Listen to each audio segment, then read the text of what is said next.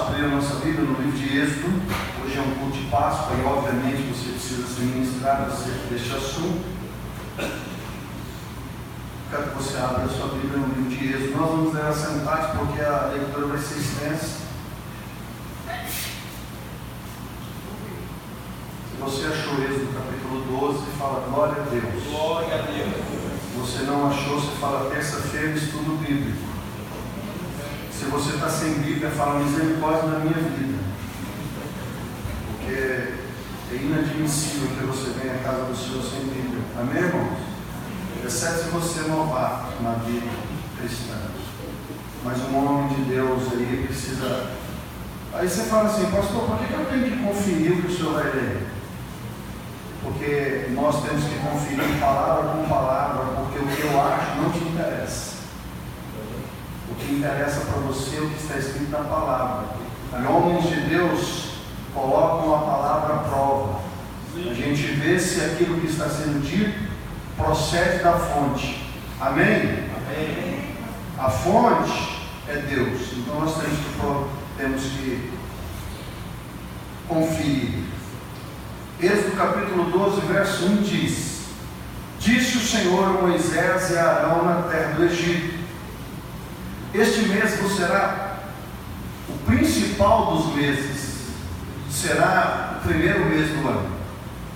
Falai a toda a congregação de Israel, dizendo: Aos 10 deste mês, cada um tomará para si um cordeiro, segundo a casa dos pais, um cordeiro para cada família. Mas se a família for pequena, para um cordeiro, então convidará ele o seu vizinho mais próximo, conforme o número das almas, conforme o que cada um pode comer. Por aí calculareis quantos bastem para cada cordeiro. O cordeiro será sem defeito, macho de um ano, e podereis tomar um cordeiro ou um cabrito, e o guardareis até o 14º dia deste mês. E todo o ajuntamento da congregação de Israel o imolará no crepúsculo da tarde. Tomarão do sangue e o porão em ambas as ombreiras e na verga da porta, nas casas em que o comerem. Naquela noite comerão a carne assada no fogo, com pães asmos sem fermento, e ervas amargas a comerão. E não comereis do animal nada cru, nem cozido em água, porém assado ao fogo, a cabeça, as pernas e a frissura. Nada deixareis dele até pela manhã. O que porém ficar até pela manhã, queimá-lo-eis. Desta forma o comereis: lombos cingidos, sandálias nos pés, cajado na mão. Comê-lo-eis à pressa, é a Páscoa do Senhor. Porque naquela noite passarei pela terra do Egito e ferirei na terra do Egito todos os primogênitos, desde os homens até os animais, e executarei juízo sobre todos os deuses do Egito. Eu sou o Senhor. O sangue vos será por sinal nas casas em que estiverdes. Quando eu vir o sangue, passarei por vós, e não haverá entre vós praga destruidora, quando eu ferir a terra do Egito. Este dia vos será por memorial, e celebrareis como solenidade ao Senhor. Nas vossas gerações o celebrareis por estatuto perpétuo. 7 dias comereis pães asmos.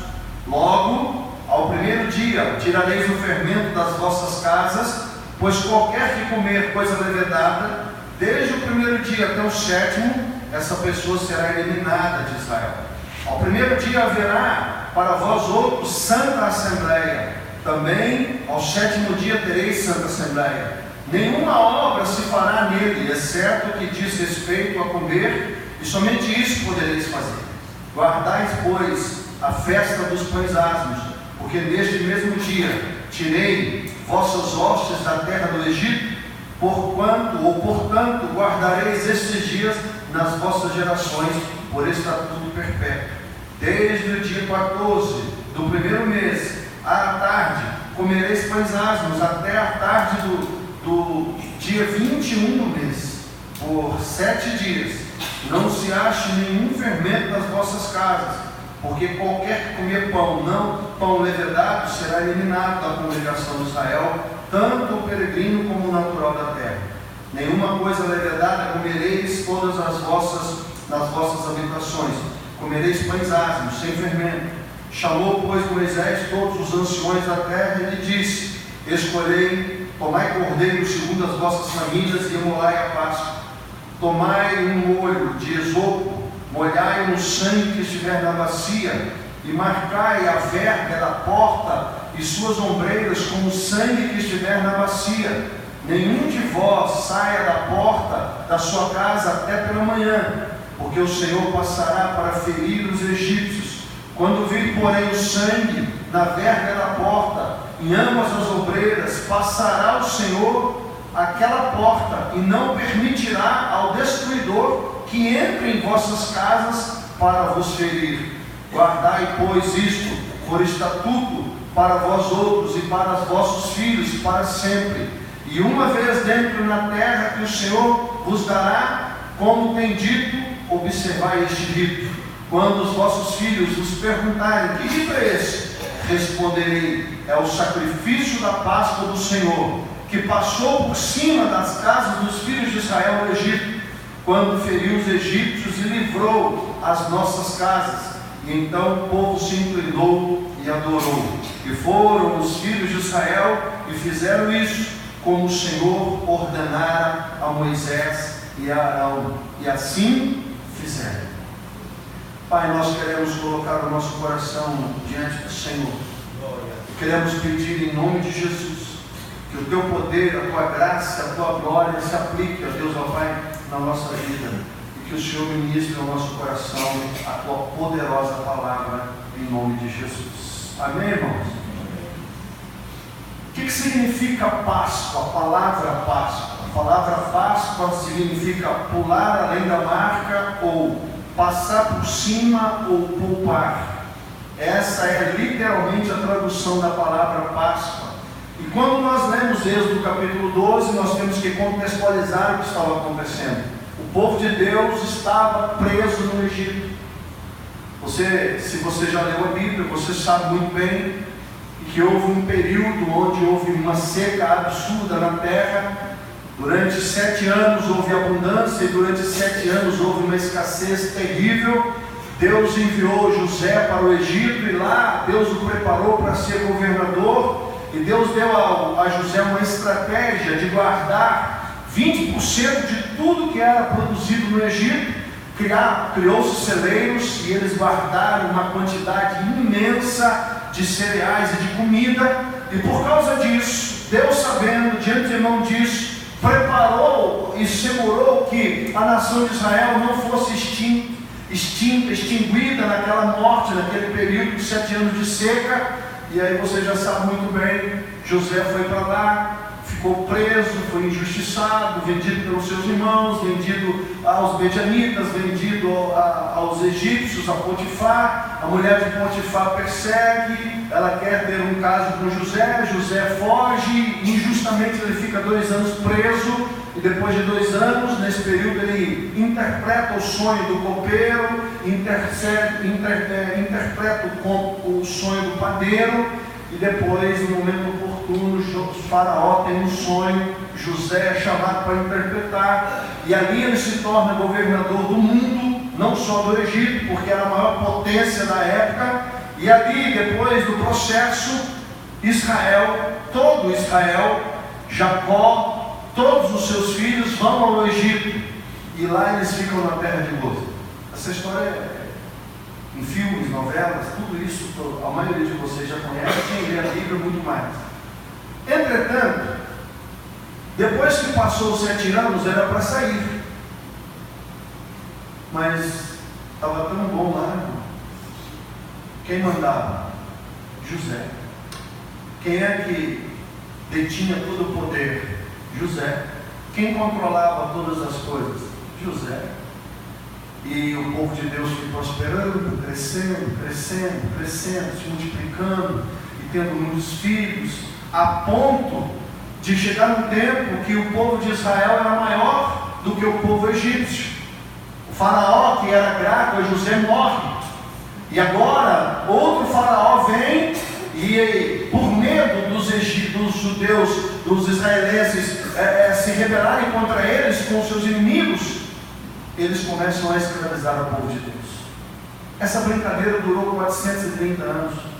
E quanto mais o povo crescia, maior era o jugo, maior era a cobrança, a ponto da tristeza e da dor da escravidão, o povo de Deus começaram a clamar e pedir libertação. Senhor, em nome de liberta-nos, socorre-nos, Senhor.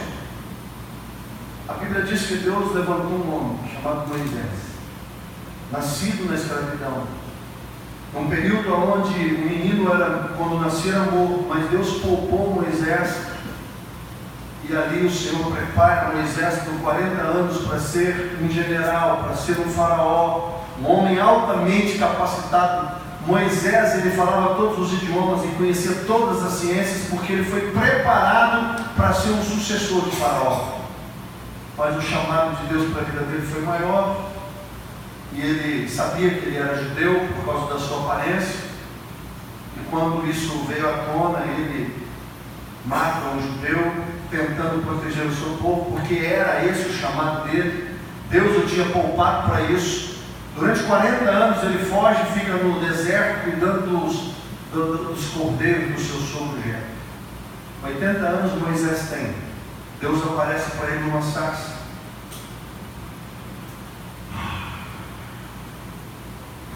Deus fala a Moisés: eu quero que você liberte o meu povo. E Moisés vai lá libertar o povo com um cajado, a vara de Deus. Você já deve ter lido, ouvido a história das 10 pragas. E a última praga era a praga dos primogênitos. Aí você vai pensar: pastor, por que Deus mandou matar os primogênitos? Porque Israel era o primogênito do Senhor. E os egípcios escravizaram o primogênito, matou centenas de milhares de judeus. Naquele período de 430 anos, você não tem noção de quantos homens foram mortos pelos egípcios. E quando Deus vem trazer juízo, guarde essa palavra, porque a Páscoa está falando exatamente disso. Haverá um tempo de juízo. Houve lá no Egito e vai haver de novo. Deus vai trazer juízo sobre a terra. E é exatamente disso que a Páscoa está tratando. Juízo. Quando vem a 10ª praga, que era a morte dos primogênitos, e quando o juízo vem sobre todos. Chove sobre todos. O sol é para todos. A bênção do Senhor é para todos. O juízo e o julgamento também é para todos. Haverá um juízo sobre a terra, sobre todos, homens ímpios e os homens crentes. Haverá um juízo sobre a humanidade. É disso que a Páscoa está tratando. E agora Deus está dizendo para Moisés: Moisés, vou te dizer uma coisa. Você já viu aí o mar, o rio Nilo se transformou em sangue, praga do sapo, piolho, e aí você já viu, agora vai haver uma praga muito forte, e eu vou liberar que o destruidor passe sobre a terra do Egito, e vai haver morte. Todos os primogênitos dos animais, homens, todos vão morrer. Esse é o juízo. Eu vou exercer juízo sobre os deuses dessa terra, e todos saberão que eu sou Deus. E aí presta atenção, Deus providenciou a nossa libertação e a nossa salvação. E é aqui que está a questão. Lá Deus disse: pegue um cordeiro de 1 ano, sem defeito, sem falha. Veja o tamanho da sua família, para que você possa ver o cordeiro, porque o sacrifício e o alimento tem que ser proporcional à quantidade de homens e pessoas e crianças, e todos têm que ficar dentro da casa, simbolizando hoje a igreja. Todos têm que estar dentro da casa. E aí você pega uma plantinha chamada isopo e passa o sangue desse cordeiro que vai ser imolado, cortava-se a garganta do cordeiro, coletava-se o sangue desse cordeirinho que simboliza Cristo e aplica-se o sangue dele na verga da porta da casa.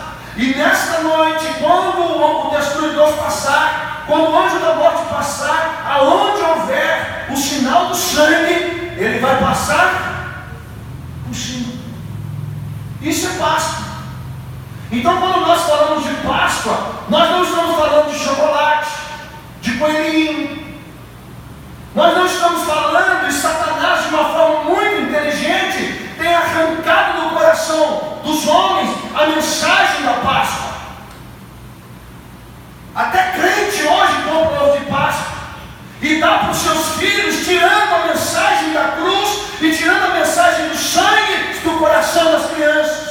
Porque hoje as crianças estão mais preocupadas com o ovo de Páscoa que ela vai ganhar, com os presentes que estão embutidos dentro do ovo, do que necessariamente com o sangue de Cristo que foi derramado, porque há uma simbologia aqui.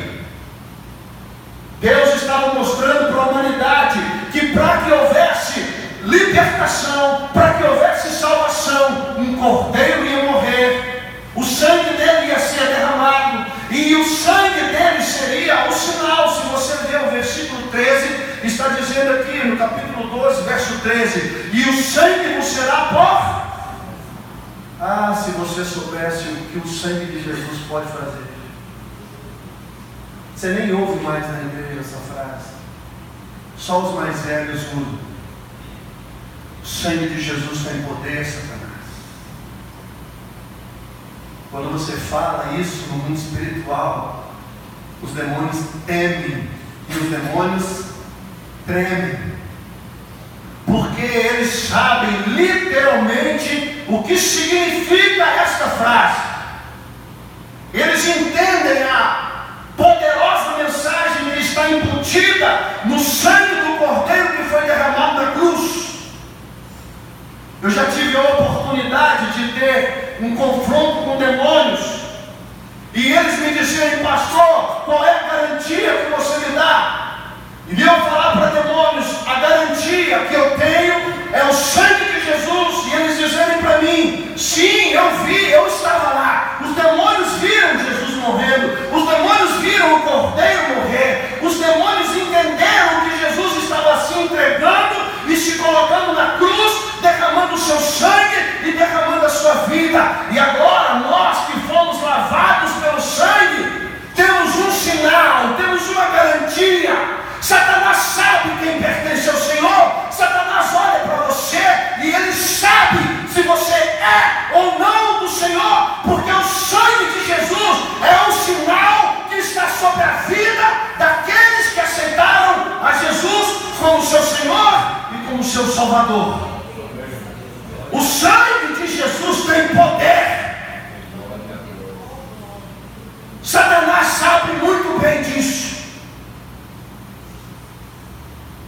Por quê, pastor? Porque Deus deu a vida dele na cruz, o Cordeiro Santo Imaculado, que estava simbolizado lá na saída do povo da nação de Israel do Egito, quando Deus falou: eu vou providenciar libertação para os teus filhos, e eu vou providenciar salvação para a tua casa.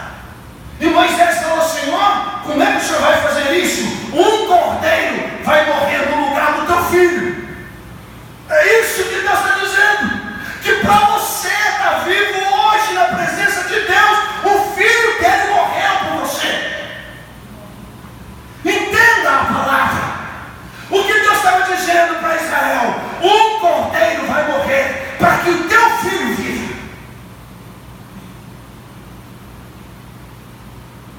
Um cordeiro morreu para que primogênitos do Senhor vivessem. Porque se um cordeiro não morresse, naquela noite que o anjo passou pelo Egito, todos os primogênitos morreriam, machos, todos. Mas Deus estava dizendo: presta atenção, pegue um cordeiro de um ano, sem defeito, sem falha, sacrifique ele no lugar do teu filho. Foi isso que o Pai fez. Foi isso que o nosso Pai fez. sacrificou o filho dele para que você pudesse viver. E essa mensagem não pode ser transferida para uma porcaria de um ovo de Páscoa. Essa mensagem é a estrutura do que Deus fez. Um cordeiro morreu lá no Êxodo para que os primogênitos fossem salvos. Muitos anos depois, Jesus veio como cordeiro de Deus e morreu para que muitos fossem salvos. Isso é muito poderoso. Abra sua Bíblia em Apocalipse, capítulo 12.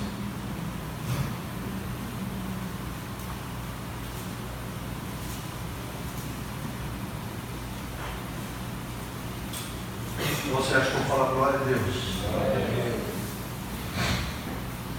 Viu-se um grande sinal no céu, a saber, uma mulher vestida de sol. Quem é a mulher vestida de sol, pastor Júlio? Israel. O símbolo de Israel é o sol. Uma mulher vestida de sol, com a lua debaixo dos pés, e uma coroa de 12 estrelas. Quem são as 12 estrelas? Os 12 príncipes da nação de Israel. A nação de Israel tem 12 líderes, 12 príncipes.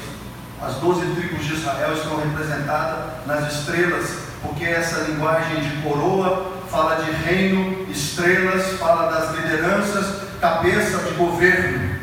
Deus, a mulher vestida de sol é Israel, com a lua debaixo dos pés e uma coroa de 12 estrelas na cabeça. Que achando-se grávida, por quê? Porque não era apenas Maria que estava grávida, quem estava grávida era a nação de Israel. Quando Maria engravida do Espírito Santo para gerar Jesus, a Bíblia está dizendo que achando-se grávida, Israel estava grávido, não era Maria, a mulher apenas, mas era a nação de Israel que estava grávida. Grita com dores de parto, sofrendo tormentos para dar à luz. Viu-se também outro sinal no céu, e eis um dragão. Dragão é o símbolo do Império Romano, se você não sabe. Grande e vermelho, porque o vermelho era a cor do Império Romano.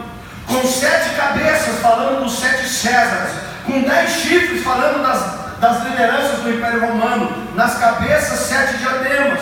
A sua cauda arrastava a terça parte das estrelas do céu, aos quais lançou para a terra. Aqui já entra uma revelação falando de Satanás, quando Satanás se rebela e cai.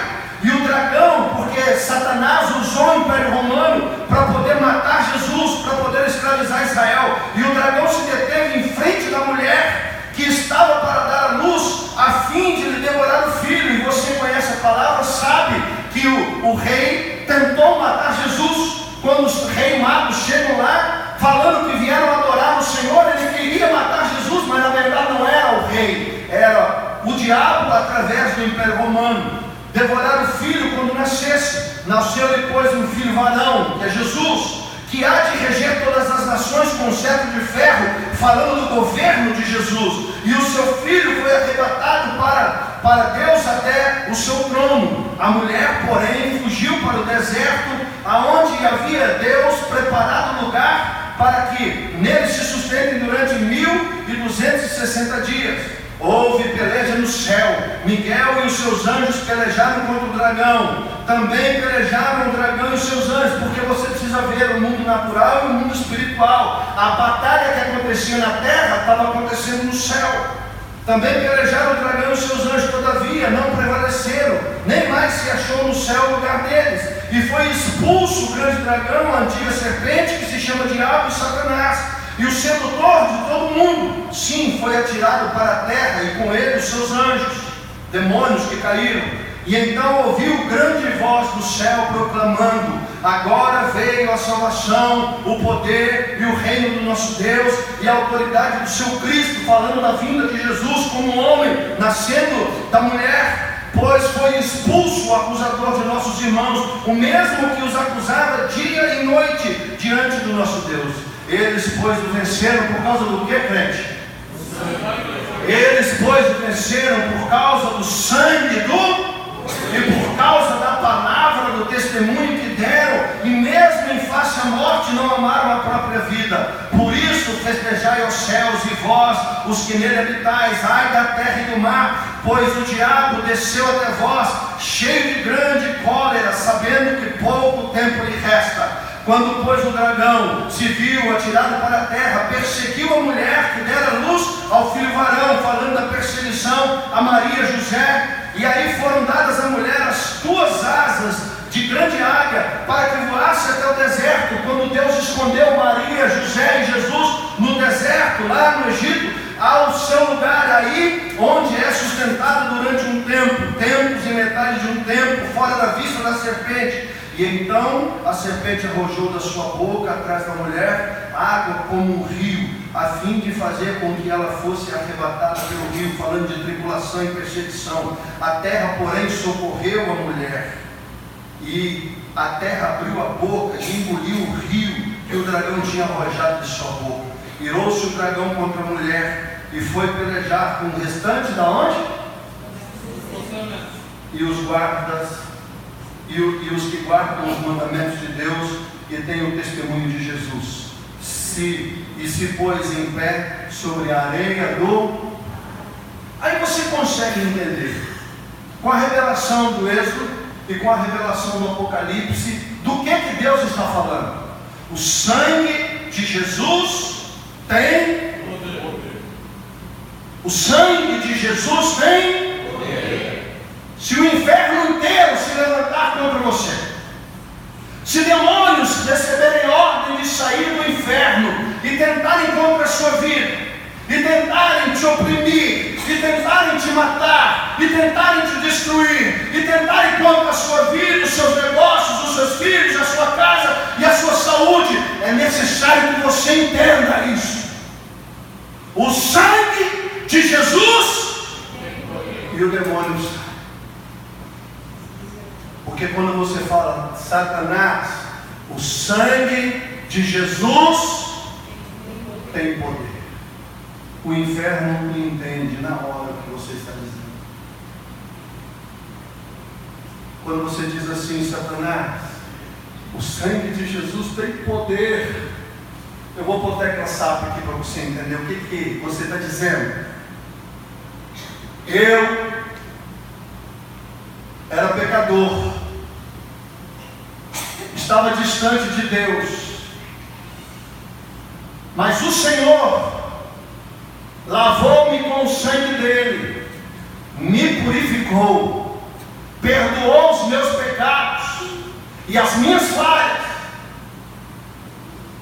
justificou a minha vida, me regenerou, e agora eu não vivo mais a minha vida, mas eu vivo a vida debaixo da cobertura do sangue de Jesus, porque o sangue de Jesus é a garantia que eu tenho, que eu sou perdoado, lavado, remido, pelo poder que há na revelação desta obra, desta remissão.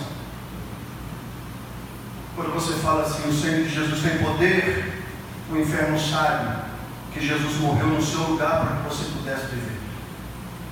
Quando você fala assim, o sangue de Jesus tem poder, o inferno sabe que ele está falando de uma substituição que aconteceu, porque a morte de Cristo não era dele, era sua. Quando você fala assim, o sangue de Jesus tem poder, Deus está revelando aos homens e ao inferno que há um preço que foi pago. Nós não fomos comprados nem por ouro, nem por prata, mas pelo sangue de Jesus, porque a Bíblia diz que Jesus comprou para Deus, o seu Pai, homens, mulheres, nações, tribos e raças, não por ouro nem por prata, mas pelo precioso sangue do seu Filho, que foi derramado na cruz. Quando você fala o sangue de Jesus tem poder, você está invocando a herança da sua salvação em Cristo Jesus.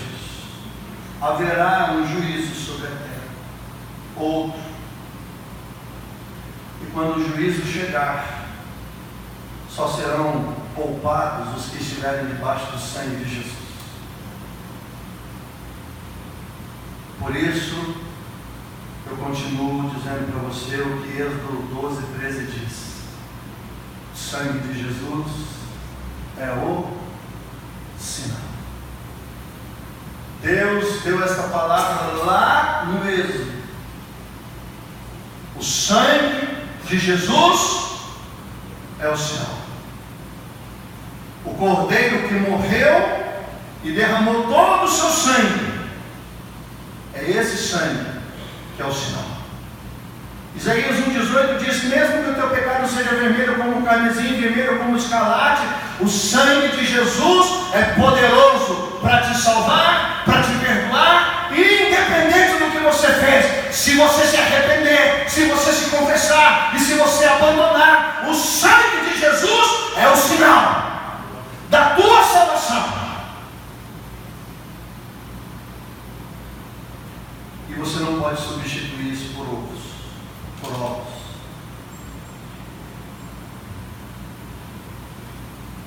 Ensine os teus filhos, a Bíblia está dizendo, quando os teus filhos perguntarem: pai, que rito é esse? Deus está dizendo para os pais: ensine os teus filhos, diga para ele que a Páscoa foi aquele dia que um cordeiro foi imolado, o seu sangue puro foi pegado e foi passado na verga das portas da casa, e quando o destruidor passou, ele passou por cima, porque o Senhor nos livrou de grande mortandade, não porque nós merecíamos, mas por causa da sua graça e por causa da sua misericórdia. Isso é Páscoa. Essa é a Páscoa do Senhor, que Satanás sutilmente arrancou do coração da igreja. Pergunte para uma criança o que é Páscoa. As crianças ficam eufóricas. Páscoa. Qual ovo de Páscoa que o papai idiota vai comprar? Ou a mamãe besta? Diamante negro. Qual é o ovo que você vai comprar? Ah, eu quero aquele da menina poderosa, ou eu quero aquele do Ben 10, ou eu quero, sei lá, qualquer porcaria dessa. E a pessoa, em vez de falar: filho, a Páscoa é o sangue de Jesus que foi derramado na cruz. E quando nós estamos cobertos pelo sangue, filho, o anjo da morte, o destruidor, passa por cima. A nossa casa é guardada pelo sangue, protegida pelo sangue. Nós estamos debaixo do sangue. Deus olha para nós pelo sangue. É o sangue de Jesus que nos torna propícios, permissivos de chegar à presença de Deus. É o sangue de Jesus que é a nossa garantia, porque nós, pecadores, não poderíamos nos aproximar do sangue, mas por causa de Jesus, do sangue dele, nós podemos chegar, mesmo diante das nossas falhas, e dizer: pai, porque Deus olha você pelo sangue do seu Filho Jesus. E isso não pode ser substituído, irmão, como está acontecendo. Ah, isso é muito radical, pastor. É só chocolate. Cara, você não entende nada. Você acha que é só chocolate? Você quer dar chocolate para o seu filho? Vai na Americana lá, 3 por 10.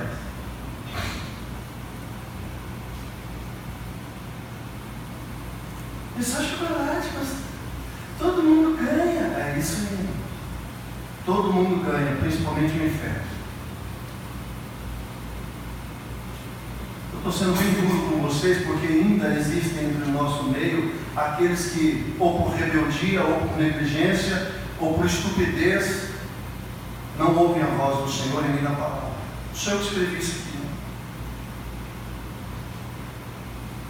Não dê ovo de Páscoa para os teus filhos. Sempre os teus filhos, ele é Êxodo 12, quando ele fala: filho, Páscoa é sangue de Jesus. Leia Apocalipse 12 com ele. Aí, pastor, me dá mais um texto. 1 João 1,7. Volta um pouquinho aí de Apocalipse. Poderia te dar muitos textos. 1 João. Amados, não vos escrevo um mandamento novo,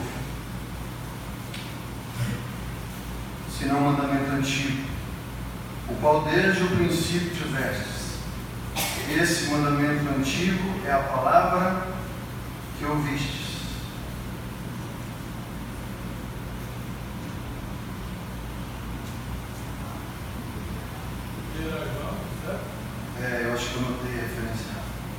Mas aí, João, deixa eu só ver se é o primeiro ou se é o segundo. 2:7. Isso, obrigado. 1 João 2, 7. Cara, é o 2,7 mesmo que eu li. É 1,7, por isso que é isso, é 1,7, eu li 2,7. Se porém andarmos na luz, como Ele está na luz, mantemos comunhão uns com os outros. E o sangue de Jesus, seu Filho, nos purifica. Eu li 2,7, é 1,7. Presta atenção. O sangue de Jesus é que nos purifica, que nos limpa, que nos guarda. Ele é a garantia, Ele é o sinal. Abra os teus olhos espirituais e entenda. Quando o inferno inteiro olha para você e olha para a sua casa, ele não pode fazer nada. Não porque em você haja força, não porque em você haja autoridade, mas porque sobre a tua vida está o sangue de Jesus. O sangue de Jesus é o sinal. E o povo antigo, que entendia muito bem essa mensagem, toda vez que estava numa situação de risco, de opressão ou de perigo, eles começavam a clamar: o sangue de Jesus tem poder. O sangue de Jesus tem poder. E quando eles ficavam oprimidos pelas forças do diabo, às vezes sem conseguir falar com a sua boca, na sua mente eles começavam a clamar: o sangue de Jesus tem poder. É disso que a Páscoa trata. Nessa mesa muito bonita, parabéns à irmã Eliane, quem ajudou. Aqui tem um cordeiro assado. Hoje é uma ceia diferente. Você vai receber uma barquete comestível, você pode comer ela se você quiser. Nela tem uma uva que fala do sangue, que fala de Jesus. Tem um pedaço de cordeiro assado que fala do juízo opressor que o nosso Cristo sofreu. Por que Deus disse assim: olha, não pode comer nem cozido, em água, em nada, tem que ser assado? Porque fogo na Bíblia fala de juízo. E este fogo que assou o cordeiro está falando do juízo que veio sobre Jesus. Por isso o cordeiro tinha que ser assado. Nessa barquete tem uma hortelã. Eu queria bolo, mas aí as pessoas: ai pastor, bolo é muito ruim. Mas é para ser ruim. Por que, pastor? Por que Deus mandou dar ervas amargas para Israel quando saiu do Egito? Para que o povo se lembrasse da amargura da escravidão. Por isso que eles comiam ervas amargas e aquilo repugnava no paladar, e eles diziam: nossa, era para se lembrar da amargura da escravidão do Egito. E a gente é condescendente, te deu hortelã. Hortelã, né? Pastor, mas a hortelã já não tem um gosto muito bom. Então, quando você come a hortelã, você fala assim: poxa, eu lembro do meu passado, de onde Deus me tirou, me lavou, me redimiu no seu sangue. Na barquete tem um pão que fala do corpo de Cristo, e você vai receber o cálice que tem o sangue. Essa é uma Páscoa. Essa é a Páscoa do Senhor. Essa é a Páscoa do Senhor. Quando Satanás olha para você, a única coisa que você precisa saber é que o sangue de Jesus é o sinal. Você pode falar para o inferno inteiro: Satanás, olha para mim. Está olhando? Estou. Você está vendo o sangue? Aí ele vai dizer para você: estou. É o sinal. O sangue de Jesus é o sinal. O sangue de Jesus é o sinal. O sangue de Jesus tem poder. O sangue na Bíblia fala da vida. Então você está dizendo assim, o sangue de Jesus tem poder. Você está dizendo assim, a vida de Jesus sobre a minha vida tem poder. Porque Ele deu a vida dele para que eu tivesse vida. E Ele morreu para que eu pudesse viver. Por isso, quando você diz o sangue de Jesus, você está dizendo a vida de Jesus tem poder na minha vida, porque eu estava morto em meus delitos e pecados, mas pela vida de Jesus eu tenho vida, e agora eu vivo, não mais a minha vida, mas eu vivo na vida do Filho de Deus.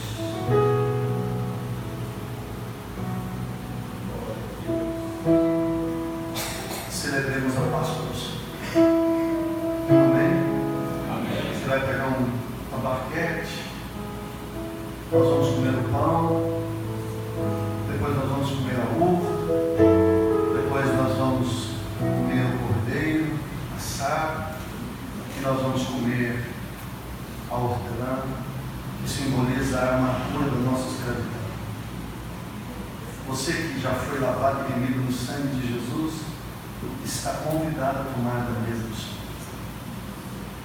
Porque se você não entregou a sua vida para Jesus, a Páscoa não é para você. Você ainda está sob juízo. Mas isso é facilmente resolvido. Basta que você fale, Senhor Jesus, ao Senhor eu entrego a minha vida. Lava-me com o teu sangue, Senhor. Perdoa os meus pecados e as minhas falhas. Perdoa a minha incredulidade, o tempo que eu estive distante do Senhor. Livra-me das forças de Satanás, das forças do pecado. Escreve meu nome no livro da vida. Essa é a Páscoa do Senhor. Vai haver um dia que o Senhor trará juízo sobre a terra de novo. E somente aqueles que estão debaixo da cobertura do sangue é que se salvarão. Vamos ficar em pé.